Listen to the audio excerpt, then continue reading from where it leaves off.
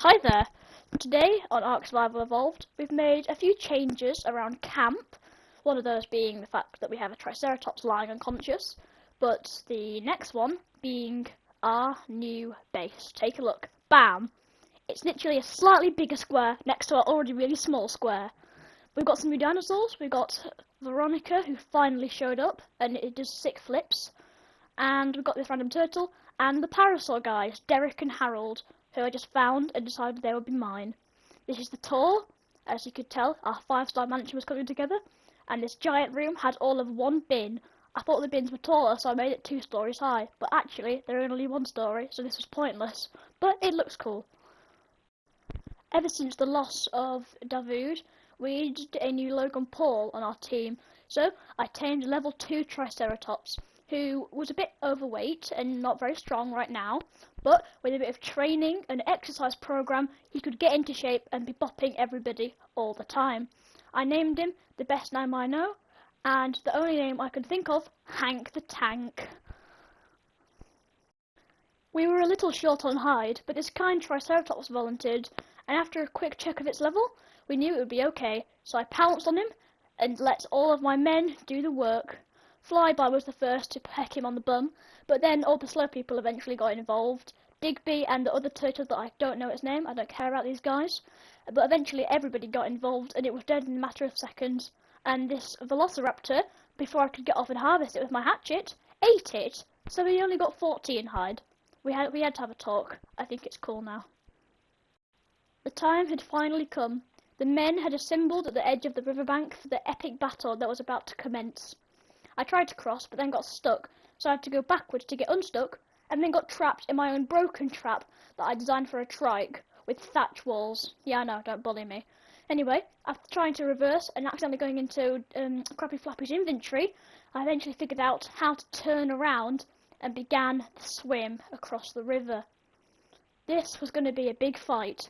As soon as I knew Gareth Southey had detected an enemy, I knew the war was about to begin. This man stripped us of Davu's life, and we were about to take his back. He charged into our lower flanks, taking the tanks first, but then realising he was outnumbered, plunged into the water. The turtles were on him as they were good swimmers, but I wasn't as lucky, being on a overweight, probably skin-cancered Parasaur who just sank. So we kind of got a little sidetracked. I decided to try and cut him off, but once he got to land, he had a giant boost, and after lagging back into Crappy Flappy's path, he was gone again. However, it was at this point that Rex, the Velociraptor, decided to get involved and went after him. But no one could get onto land because I got blocked by Derek, who seemed to be having a nap in the middle of the ocean in the middle of war. But eventually we led him back into the men and absolutely demolished him. I don't know what was going on. He was in there somewhere. All I could see was Veronica being the absolute unit. But everyone flew in, and it was madness. I didn't want to attack in case I'd hit somebody that was on my own team. But then things took a turn for the worst. I could see my men were getting bloody, so we decided we had one choice: escape or continue fighting. But we were so close, we had to continue. That's when we had our first casualty. Veronica. Veronica's life was sacrificed trying to kill this alpha raptor, and she will not be forgot in vain. We took a breather on land to regain oxygen and stamina, and then went right back in for the kill after the birds got really irritating and kept flying over me. The raptor took a leap for it. As I looked at Veronica's lifeless, limp body, I realised we were too far in to quit. I moved all the men to the shoreline for a go for the last final attack. That's when we lost Hank the Tank and Derek. I knew the numbers weren't looking good, but he was too weak to quit now, and that's when I saw the text that changed everything. Your turtle thing killed the alpha raptor, and that was it. The battle was won. After leaving the house to go and collect some hide, after placing a forge and smithing table, I was feeling good. David had been avenged, and the raptor was dead. I collected my hide so that I could craft a metal pickaxe.